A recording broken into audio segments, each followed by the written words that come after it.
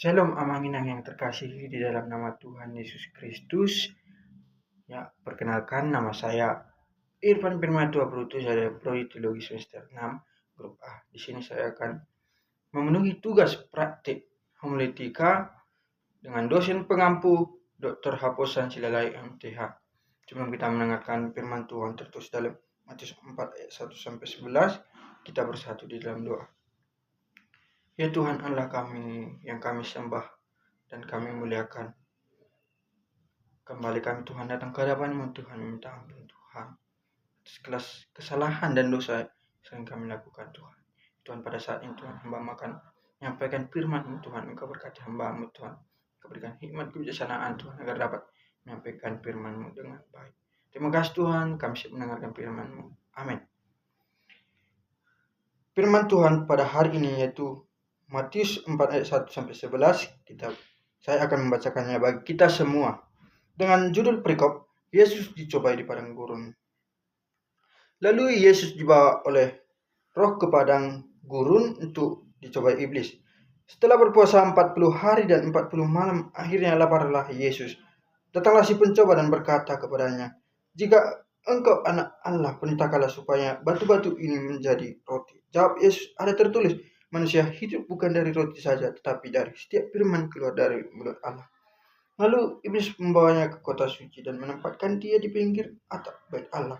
Lalu berkatalah kepadanya, "Jika engkau anak Allah, jatuhkanlah dirimu ke bawah, sebab ada tertulis mengenai engkau, ia akan memerintahkan malaikat-malaikatnya, dan mereka akan menentang engkau di atas tangannya, supaya kakimu jangan terrantuk pada batu." Yesus berkata kepadanya, "Ada pula tertulis, janganlah engkau mencobai Tuhan Allahmu."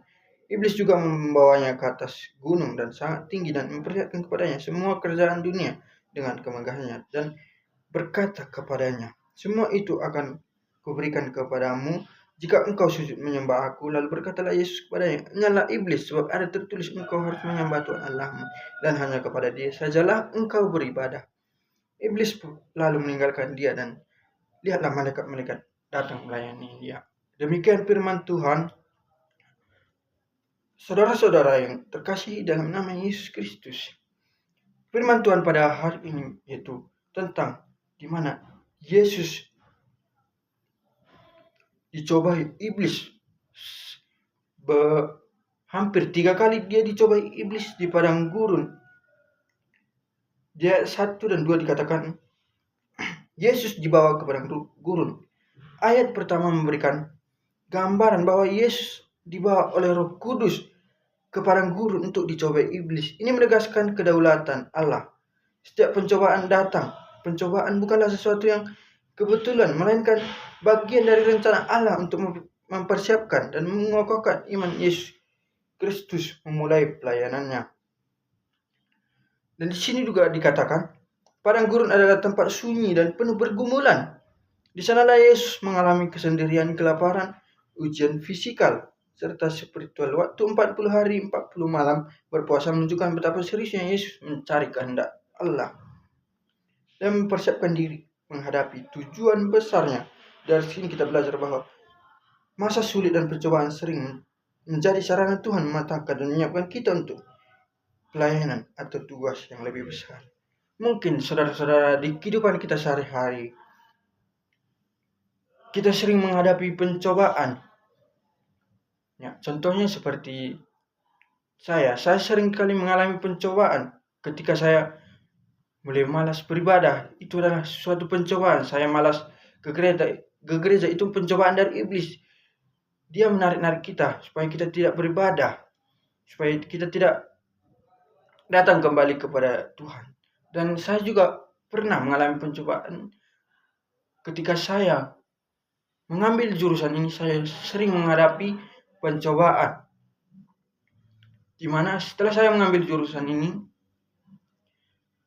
saya melihat orang tua saya mengalami sebuah penyakit, sebuah ujian, sebuah pencobaan yang Tuhan izinkan kepada orang tua saya. Tetapi saya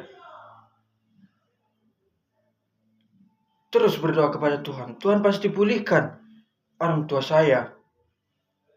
Tetapi di balik semua pencobaan itu, saya terus berdoa kepada Tuhan. Tetapi Tuhan tunjukkan mujizatnya. Tuhan menyembuhkan orang tua saya dari segala pencobaan ujian yang saya hadapi. Begitulah dalam kehidupan kita, teman-teman. Kita harus percaya kepada Tuhan. Pencobaan apapun yang kita alami, kita harus menyembah Tuhan. Kita harus percaya bahwa Tuhan akan bisa memampukan kita, memberikan kita jalan keluar dari pencobaan itu. Jadi, saudara-saudara yang terkasih dalam nama Tuhan Yesus Kristus, tema kita pada hari ini yaitu menang dalam menghadapi pencobaan.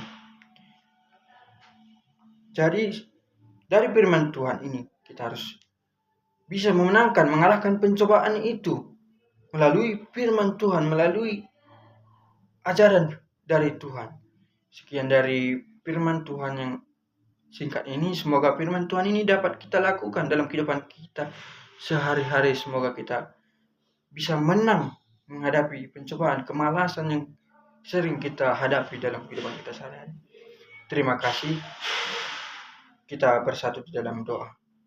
Ya Tuhan Allah kami, Bapa kami yang di surga, kami telah mendengarkan firman-Mu Tuhan, di mana Tuhan firman mengatakan Tuhan, kami harus menang menghadapi pencobaan.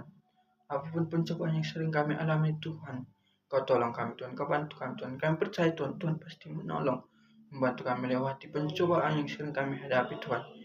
Baik kemalasan Tuhan, baik dalam perkuliahan Tuhan. Kami percaya Tuhan. Terima kasih Tuhan atas firman-Mu Tuhan. Haleluya. Amin. Shalom.